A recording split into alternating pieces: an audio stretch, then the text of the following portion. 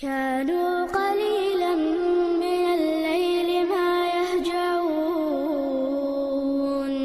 وبالأسحار هم يستغفرون. Чтобы вы знали, как вас обманывают. Один пример про Мухаммада ибн Абдул-Ваххаб. Вы все слышали, он наджди. Даже.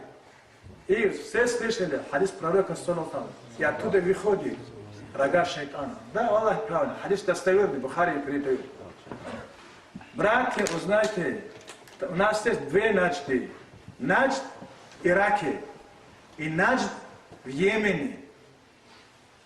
Наджд в Ираке, Ирак на востоке. Если ты будешь в Мадине,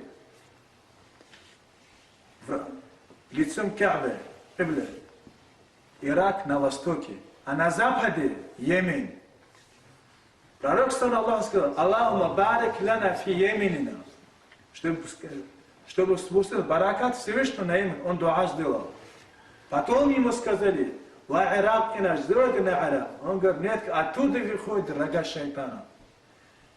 Ибн Абдул-Ваххаб из Йемена, он из Ирака. Понимаете, вот так нас обманывают.